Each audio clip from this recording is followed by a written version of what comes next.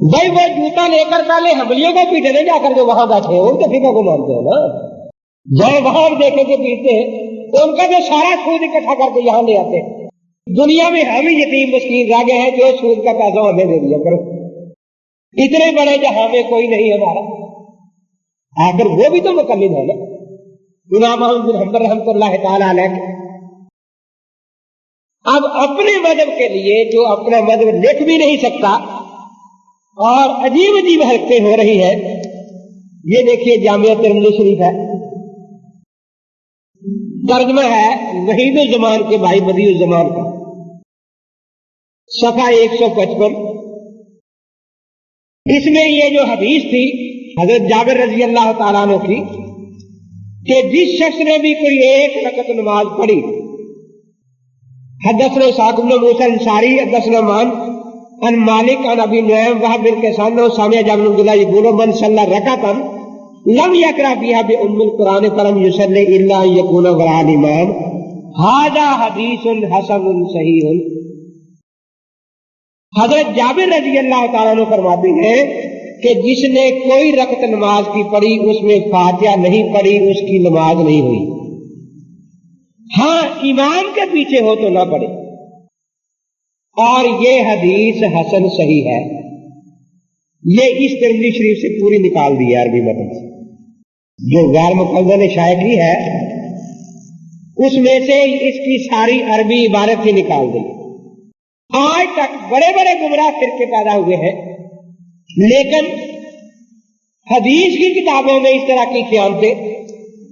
اچھا وہ مولانا روم رحمۃ اللہ نے عجیب واقعہ لکھا ہے کہ کہیں چور نے نقل لگائی, چوروں نے وہ آواز آئی آج سے لوگ اٹھ بیٹھے, اب چور بھاگے تو ایک آدمی بالکل جو چور تھا اس کے بالکل قریب پہنچ گیا, پکڑنے والا تھا کہ دوسرا چور اس کے پیچھے پیچھے تھا.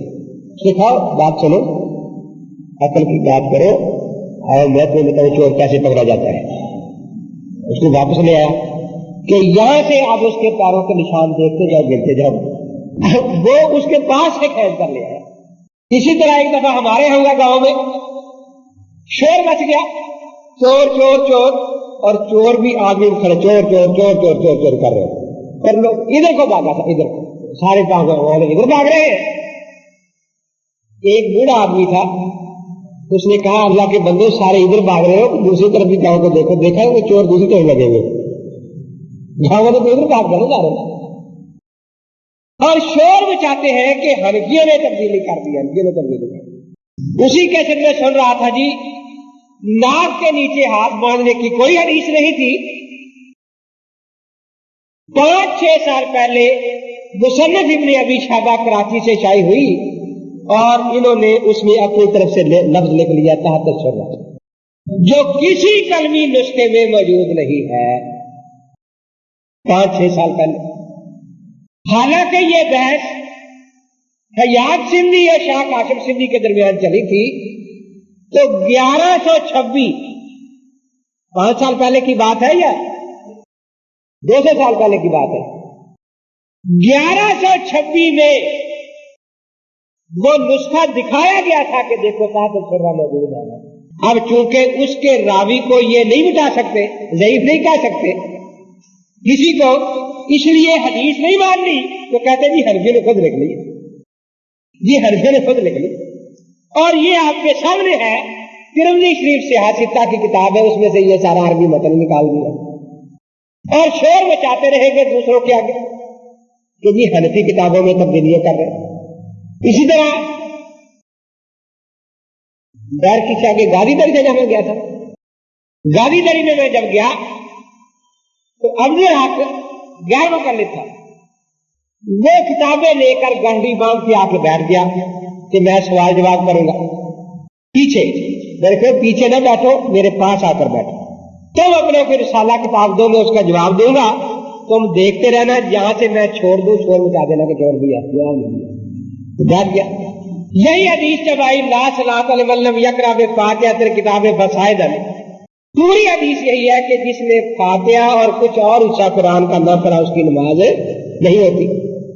اب یہ پوری حدیث سنائی جائے تو اس میں مقتدی کا ذکر داخل کیا نہیں جا سکتا، کیونکہ ان پڑھ سے ان پڑھ بھی سمجھے گا کہ یہ حدیث اس کے بارے میں ہے جس نے فاتحہ بھی پڑھنی ہے، سورت بھی پڑھنی ہے، جس پر فاتحہ بھی واجب ہے، سورت بھی واجب ہے، اور مقتدی پر سورت کسی کے ہاں بھی واجب نہیں۔ تو میں نے بتایا کہ پہلے تو کہنے لگے یہ حدیث ضعیف ہے، جب کوئی اس کا راوی ضعیف نہ نکلا تو پھر عجیب تعویل کی۔ کیا تعویل کی؟ کہ ایک حدیث بھی آتا ہے کہ جو چوتھائی دینار چوری کرے، چوتھائی دینار یا اس سے زائد، اس کا ہاتھ کاٹا جائے گا۔ چوتھائی دینار چوری کرے یا اس سے زائد، اس کا ہاتھ کاٹا جائے گا۔ اب قیاس کیا کیا کہ ہاتھ کاٹنے کے لیے چوتھائی دینار تو ضروری ہے، زائد ضروری نہیں، اس لیے فاتحہ ضروری ہے، زائد ضروری نہیں۔ اس پر بڑے خوش اس قیاس کا۔ جب ہم نے جواب دیا کہ بھائی تم تو کہتے ہو کہ پھر فاتحہ سورت ضروری نہیں، فاتحہ بھی ضروری نہیں رہی، وہ کیسے؟ میں نے کہا کہ ہاتھ کاٹنے کے لیے ربع دینار بھی ضروری نہیں، اس کی مالیت کی کوئی چیز لے آؤ تو ہاتھ کاٹ جاؤ۔ بات سمجھا رہی ہے نہیں؟ ربع دینار، اس کی قیمت کی کوئی چیز بھی چوری کرے تو حدیث کہتی ہے ہاتھ کاٹا جائے گا۔ تو میں نے کہا معلوم ہوا کہ ربع دینار بھی ضروری نہیں، اس کی مقدار ضروری ہے۔ تو پتہ چلیا کہ فاتحہ بھی ضروری نہیں، اس کی مقدار ضروری ہے۔ اب اس کا ان کے پاس جواب نہیں تھا تو صحیح مسلم شریف کراچی سے شائع کی، اردو ترجمہ اسی طرح عربی سے بھی فسادن نکال دیا، اردو سے بھی نکال دیا۔ اس عبد الحق کے پاس وہ مسلم شریف تھی، ہمارے پاس عربی تھی، اس نے وہ کھول کے دیکھا کہ واقعی لفظ نکال دیا ہوگا۔ اب وہ آیا تھا مجھ سے مناظرہ کرنے، لیکن آج وہ غیر مقلدوں کے خلاف وہاں علاقے کا سب سے بڑا مناظرہ ہے۔ اس نے میرے رسالوں کے سندھی ترجمے بھی کیے غیر مقلدوں کے خلاف۔ کہنے کہ اتنی بڑی بےایمانی، اتنا بڑا دھوکہ۔ تو بھائی اس قسم کے دھوکے وہی لوگ کرتے ہیں جو دلیل نہیں رکھتے۔ وہ آپ نے مثال تو سنی ہے، تھوتھا چنا باجے گنا، تھوتھا چنا باجے گنا۔ تو جتنے یہ دلائل سے کمزور اور خالی ہیں اتنے ہی شور زیادہ مچاتے ہیں، اور جھوٹ تو گویا عبادت سمجھ کر بولتے ہیں۔ میں کسی دفعہ بھی آیا تھا تو یہ بات سنی تھی، آج بھی ان کے مدرسے کے ایک مدرس مجھے سنا رہے تھے کہ آج سے چند سال پہلے امین یہاں آیا تھا، اپنے ہاتھوں سے لکھ کر دے گیا تھا کہ میں ہار گیا ہوں۔ یہ آخر وہ میری تحریر کسی کے پاس ہوگی؟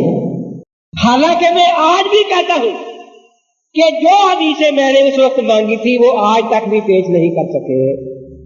یہ نماز میں اتحیات آخری تشہد میں آہستہ پڑھتے ہیں یا نہیں؟ کرتے ہیں نا؟